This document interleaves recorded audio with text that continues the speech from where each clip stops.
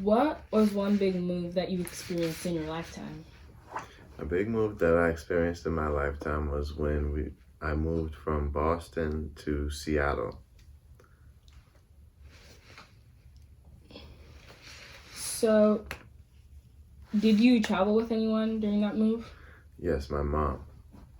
What was the cause of the move? Like, why did you guys move to Seattle? Because my mom got a job with the University of Washington, which was going to be a good opportunity for her. And she asked me if I would be okay with moving to Seattle. Um, and that's why. So we moved out to Seattle. So, how old were you during this time? I was 13 years old. Were there any obstacles that you faced during this move?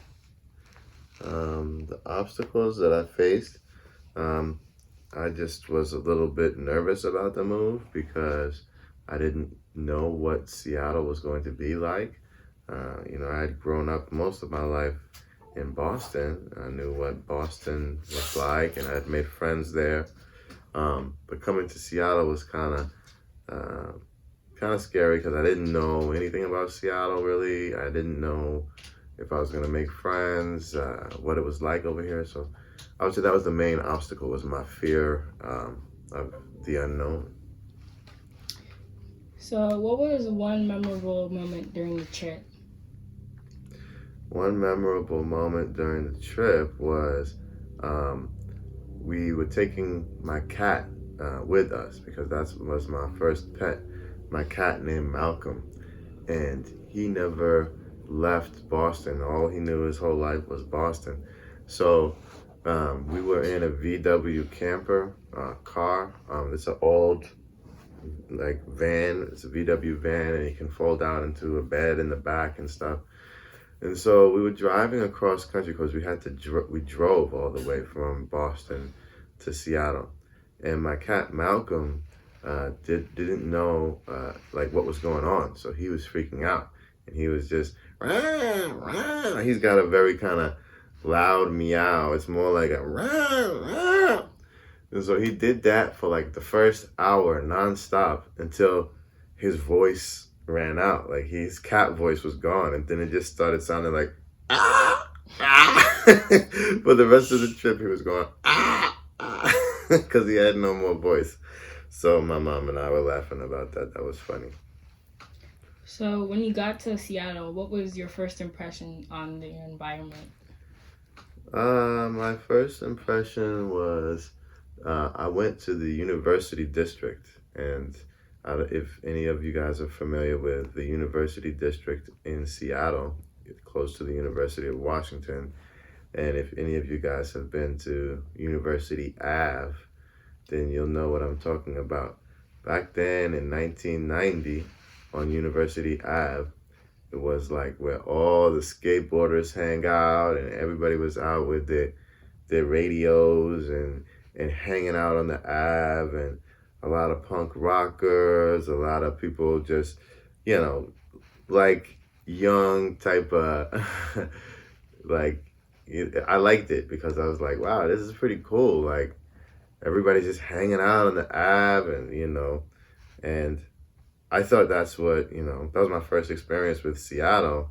It's a pretty interesting scene. And that was around the time that uh, certain bands like Nirvana and the grunge scene was kind of becoming popular in Seattle. And so I was getting to know Seattle, how it was through the university app. That was my first experience with Seattle. And then the next day, we went to uh, our house, which was in this area called the Central District, and then I didn't know what the Central District was, but it was a big change because in this district it was mostly all black people that lived there, and it was a big change from the University District. So I saw that Seattle at that time was really segregated. Like in the Central District is mostly black people, and that's where most of the black people lived. And so then I went to Garfield High School, and my first day in Garfield, I saw that Garfield was very integrated as well. Um, but it was just, a lot of different cultures mixed together, and it was not what I expected Seattle to be, and it was pretty cool because um, I just thought Seattle was just going to be this boring place, like somewhere in the forest and nothing going on or whatever. But it was really cool, and I got to meet a lot of friends, and started making friends and stuff. Did you have a hard time fitting in with like being white and black? Um, yeah, not really. I mean, in Boston, I had more of a hard time being white and black.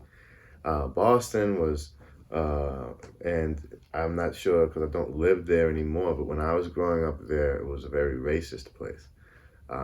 Going back and forth to school, I had to be careful because sometimes I could get attacked, or sometimes people would throw stones at me.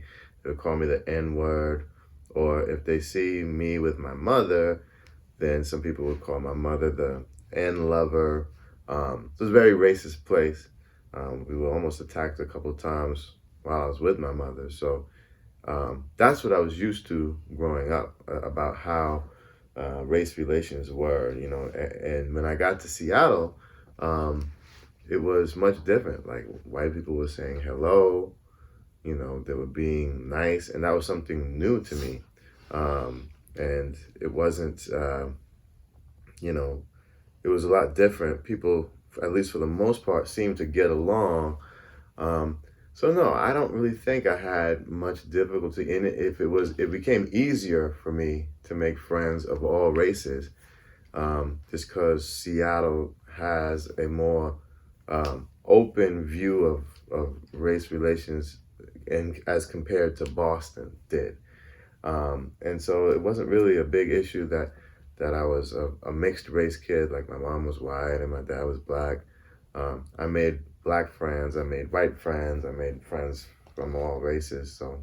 So on the way to Seattle from Boston, did you guys make any stops while driving?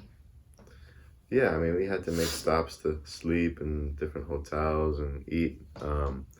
But yeah, we did see, I think it was Niagara Falls, we saw a lot of places because we were driving across the country. So we basically saw the whole country. But yeah, that was a pretty fun trip.